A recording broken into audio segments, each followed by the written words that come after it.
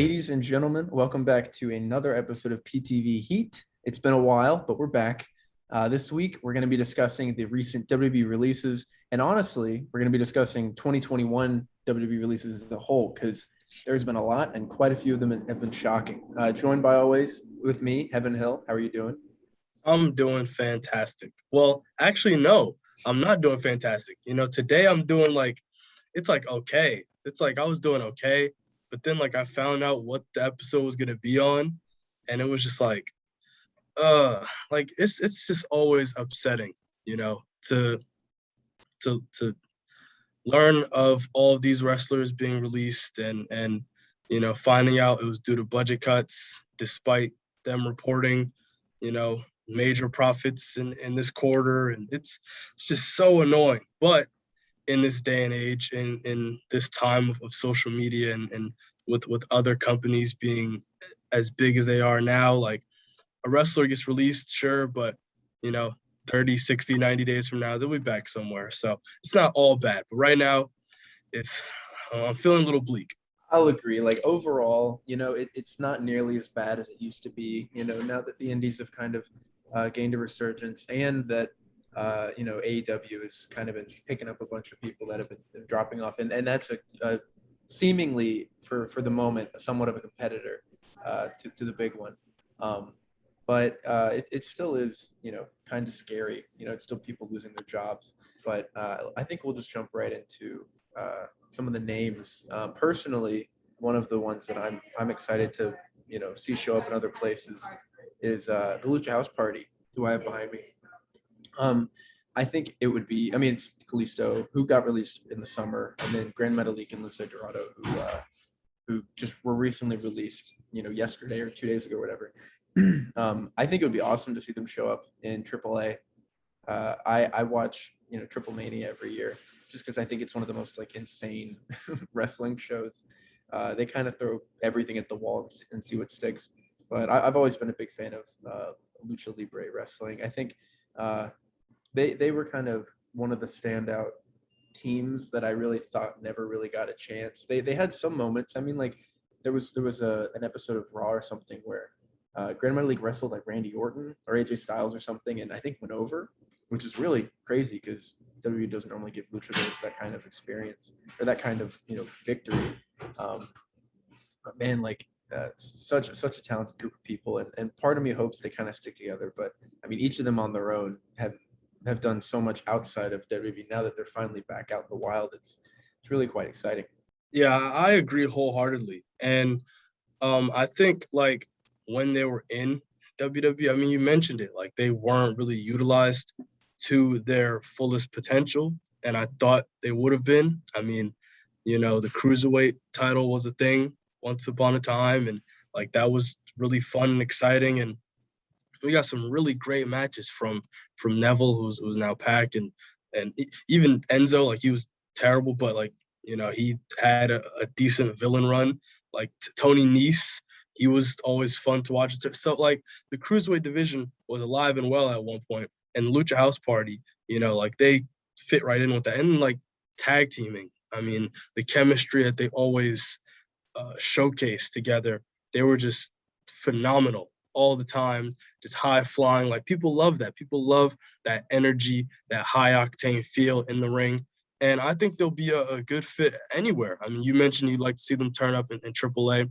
Me personally, and I'm going to be saying this a lot, I like to see them in AEW. I'd like to see it. I mean, especially with those AAA tag team titles now being featured on AEW pretty often, with FTR holding the belts now. I mean, AEW, they have I believe his name is Dante Martin, I want to say, the Lucha Angel. I know he goes by on Twitter. They have the Lucha Bros. It's so deep over there in terms of talent. And, of course, tag teams. They've got the Revival and they've got the Young Bucks. There's so much talent. They've got 2.0. Everything is over there. But they could go anywhere because they're just that talented. And they'll be able to go somewhere where wrestling is more of a focus instead of character work, which is, where I feel like they failed in WWE.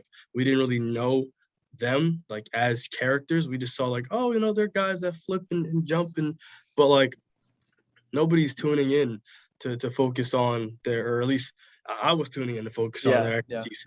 Like the casual fan wasn't tuning in, you know, watching them, like, you know what I mean? So hopefully they'll be able to go somewhere where wrestling is the focus. And I think once they do, or when they do, it'll be a match made in heaven. Yeah, I'm so glad you brought up AEW because as you were talking, I just in the back of my mind, it was just like Private Party versus the Lucha Brothers or the Lucha House Party. Sorry, would be such a good Crazy. match. Like, oh my god, that gin and juice finish that Private Party has. Like, I'm just Mm-hmm. trying to imagine like all the different counters. Oh man, it's like It would everything be I want. amazing. It would be Oh, amazing. yeah, but another person who was released somewhat recently, Keith Lee. I'm gonna let you start. I'm gonna let you take over this time because while he has a very, large place in my heart, I know you could talk for hours. So take it away. Man, just like, uh, oh my God, it's just so frustrating, dude. It's just so annoying. Like, Keith Lee is what got me back into wrestling. Like, I had followed, like I had been like hovering, and I'll pay attention to like big storylines, like, you know, but like 2017, 18, like a little bit of, like, I wasn't really watching as much as I do now.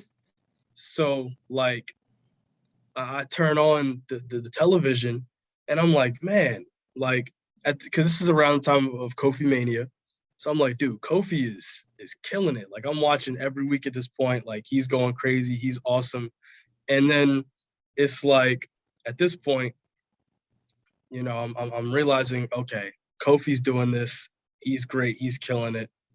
Let me peek a little at NXT and what they're doing. And then it's like, this is around the same time, like March, like spring-ish. I'm tuning into NXT and I see Keith Lee. And I think then he was feuding with what's his name? Is it T-Bar? He Yeah. wasn't Dio Mad. No. He was Dominic Dijakovic. Yeah. Yes. I couldn't remember his name from Yeah. then. But the current T-Bar, then Dominic Dijakovic, I think you said.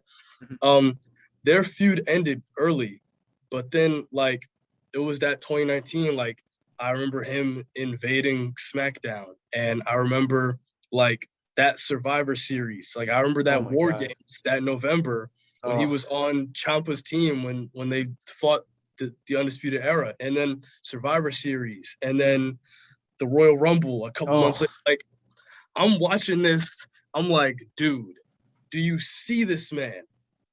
Like, he's agile. He's excellent on the mic. He's got a great look. He's talented. Everybody loves him. He's got the respect of his peers. He looked great in the ring against Roman, and those are the top two guys. Like, once you get like those guys on your side, like you're supposed to be golden. Yeah. And then just out of nowhere, like on the house show circuit, they got him doing this Bearcat gimmick. And I'm like, okay, I realized it's an homage to Bearcat, right? Maybe it was Keith Lee's idea. Who knows? I'm not really, I'm like, okay, sure, right? This whole time he's on the main roster, they're changing his gimmick. They're changing his music. They're changing his look, what he wears.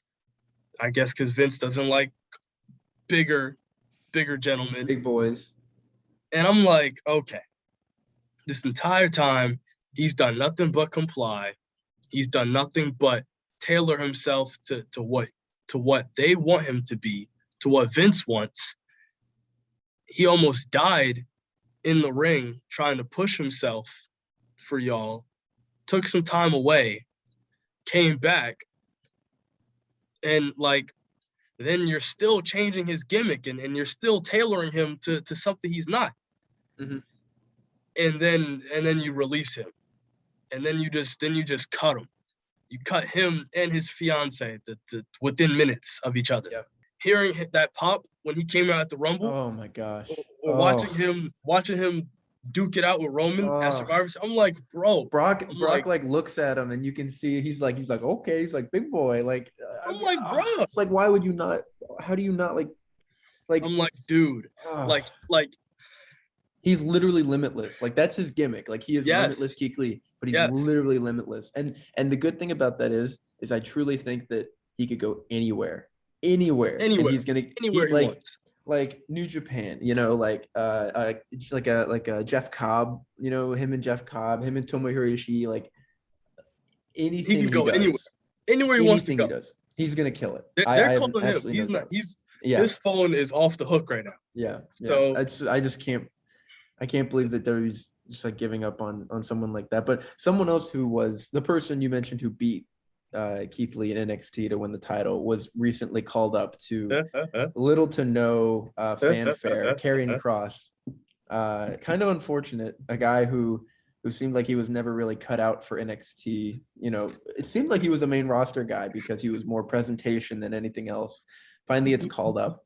He has his manager Scarlett, who was awesome, by the way. She was why I really enjoyed seeing him, because she's so good on the mic. It's such a good manager for someone who has a good look. I'll say he has a good look and a good entrance theme.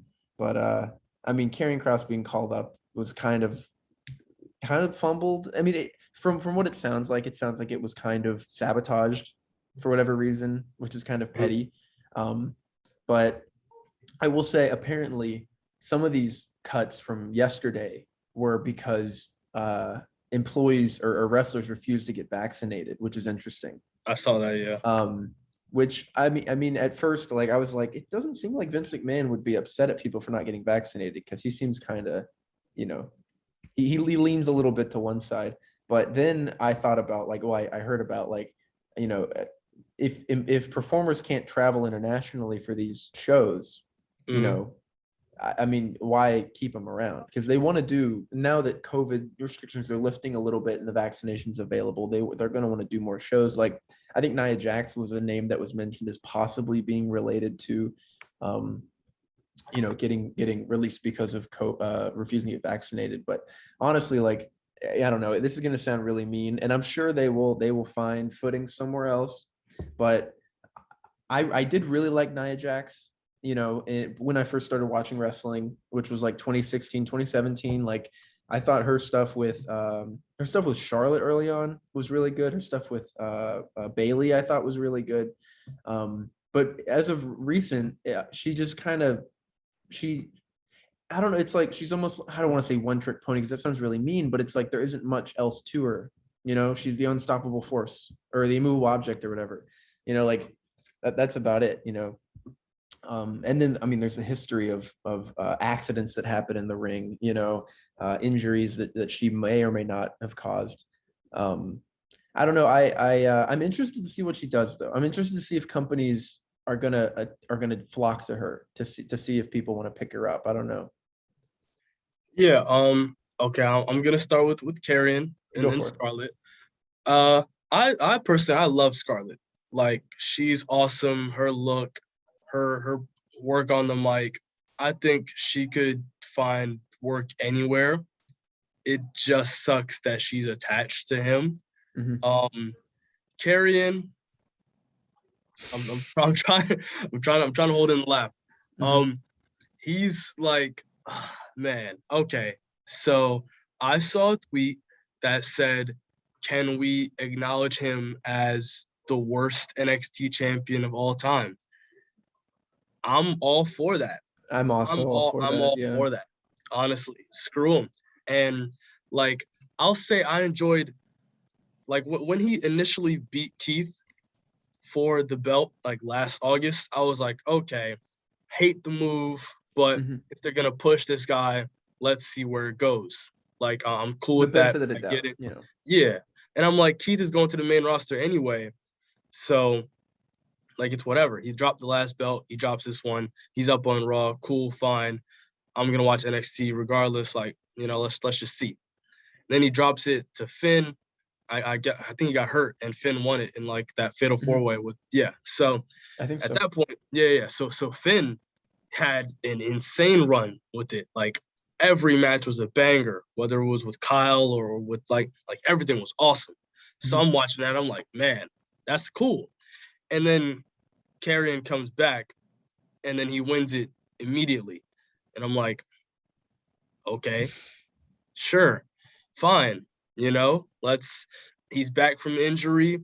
I guess they're gonna strap the rocket back right on him, like nothing ever happened. Cool, fine. And then he just kept winning.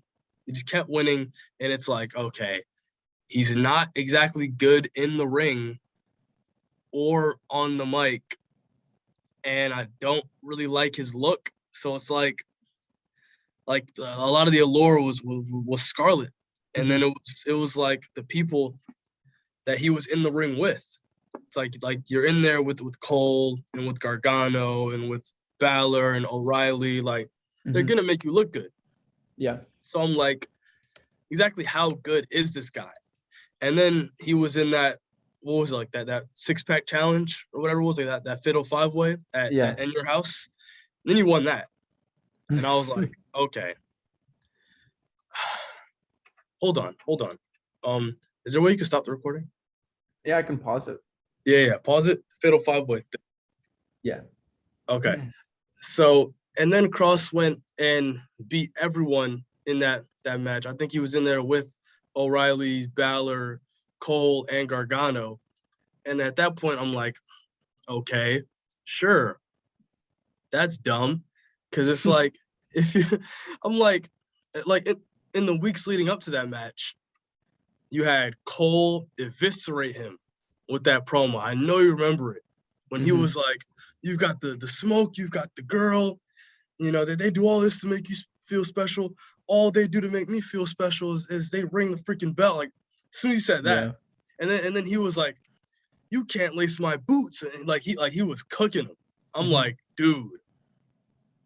I'm like, man, they're letting him do that to their champion. And then he loses the belt to Samoa Joe, which like I was all for. Thank God. I wanted him to lose it before that, but if Joe's gonna be the one to take it from him, like I'm cool with that too. And then he gets called up, and it's like him losing he lost it to Jeff Hardy, I think, like his first week or like his like early on Raw, and I was like I love Jeff, but it was just like every week, man, I just never saw it, and they had him like wearing that stupid mask. Yeah, that was so dumb. Like, it was so dumb. It like didn't look good. They wanted like a gladiator thing, and it looked more like 50 Shades of Grey-ish, and I'm like, okay, buddy, like whoa, and then it was just like a whole thing. So like him getting released, like it sucks. It definitely sucks, but like I saw it coming because he wasn't like generating a reaction outside of, we think you look stupid and you can't really wrestle like that. Like that's all that it was, and that was largely stemming from NXT. Those several weeks where the biggest stars of the brand looked at him in ring and was like, "You're not that guy. You can't hang with us." Like they just tore him down. And then Nia Jax, she's for the same sentiments that you said, like the whole, dangerous in-ring thing. Like I've seen her do some pretty reckless stuff. That spat she had in the ring with Charlotte a couple weeks ago. And that was dumb. On both of their behalves. Like we're grown adults. What are we doing here? What exactly is going on? Yeah. As far as like how I feel about her being released, it's surprising. Honestly, I don't know where else she's gonna go. Like I can't really see her somewhere else the same way I couldn't see like Braun going somewhere else. And he hasn't turned up at like a major promotion since his release. So like, cause like you're just conditioned to see someone and see them in WWE. So for them to move on or go elsewhere after release, it's just not resonating. So I can't see her at another stop, with a new name or like a new look. Like it's just Hmm. it's gonna be interesting. Um, as far as they were released because they were unvaccinated thing, that's interesting. That's interesting and doesn't surprise me because I mean, like you said, like they want their stars to be available for these international trips, and if you aren't going to get vaccinated, like I mean, at that point, you kind of have to go. And Naya, I think she put out something on Instagram where she was like she requested time off for mental health and like they released her and like I'm sorry, and this isn't how I feel normally regarding, statements like this, but screw her. Like she hasn't done anything over the past couple years to build up that goodwill to where like I feel any sort of sympathy or empathy regarding, a statement like this. Like she's kind of a bad person. Yeah. Like not kind of like there have been several times in the past where it's like she's been like evil or like mean or like the dangerous in ring Hmm. parts. It's like yeah, like you left and it sucks, but like or you got released and it sucks, but like I'm not gonna feel sorry for you because of the stuff you've done and the enemies you've made. So it's like it sucks. It's tough, but I mean that's life, I It guess. happens. Yeah, yeah. I'll definitely say like I'm glad you brought up Braun because like both Nia Jax and Braun are two wrestlers that were released that I'm interested in seeing where they go, but I'm kind of indifferent. Um, because I I thought Braun Strowman's peak was when he was in that really long feud with Roman, back when Roman was a face. And I mean, Braun was over. I don't know why they didn't slap the title on him. That would have been money.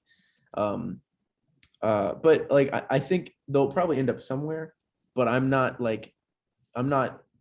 booking in my head like, oh, they could go here and then have a match with them because it's like Yeah, for me, at least in my eyes, they aren't good enough in the ring or on the mic to really require me like hoping they go somewhere. Whereas like Bray Wyatt, like I'd love to see. I mean, Bray Wyatt got released by the. Why would you do that? But I crazy. I'm hoping he goes to AEW. I'd love to see him do some stuff there, but I don't want that to be the end goal for him. I think he is as a performer has very high aspirations. Like I think he'll probably end up doing some stuff on screen, not just wrestling, but like I think I'd love to see him write something. I'd love to see him use his creative mind for something other than just wrestling. I feel like it's almost a limit for him. Mm-hmm. No, yeah, for sure. Like, excuse me. I mean, you said it. Like, I've been conditioned to only see like Nia in WWE and Braun in WWE. So like their release, like you said, I'm not making those dream matches. Like, oh, I can't wait for Nia Jax to turn up in AEW and then face off against Britt Baker. It's like I don't, It's like I I'm don't not, care. I I'm don't really not really care. Yeah. like I like Like like I and I want to say I feel bad for saying that, but I don't. Like I really don't. Like I'm not clamoring to see that at all. Like a lot of the other people that got released, like I want to see where they go. I want to see mhm. their but like those two, it's like okay, Yeah. all Like right, I want to see Ember Moon. I want to see Ember Moon mm-hmm. in AEW for sure. Like the Yeah, AEW women's division is stacked. I think they're just having a little trouble finding their footing. I think mm-hmm. if you put Ember Moon in there, I mean the Iconics, I think they're doing stuff in Impact right now. They were released earlier. I mean Ruby Soho showed up in AEW and is like the hottest thing in the world right now. Yeah, Mickey James was released earlier this year, like a seasoned veteran. Why not at least bring her on to do some behind, like at yeah, least work with the talent? 'Cause she's awesome, and she's I think she's the knockouts champion in Impact right now. So mm-hmm. like it's obvious that WWE isn't. This isn't the end for a lot of these guys and a lot of these Yeah, people. But it does still suck that like yesterday they did an earnings call an hour before announcing all this where they talked about how much money they're making, yeah, but they're still just releasing people out of the blue. So I don't know. I mean, I guess for final thoughts, do you have any general thoughts on just kind of the way that WWE tends to do these things? Because if rumors are to be believed and this year is to be believed, this is going to become a lot more of a frequent thing over the next, like you said in about, what the last batch releases was in July or August even, I think around in the summer. yeah, like we could be doing this same exact thing in about 4 or 5 months. Yeah. It's really heartbreaking, honestly. Like the point you mentioned specifically about the earnings call, and like Steph was on there making jokes about Miz getting eliminated on Yeah, Dancing with the Stars, and it's like I'm like, okay, read the like room.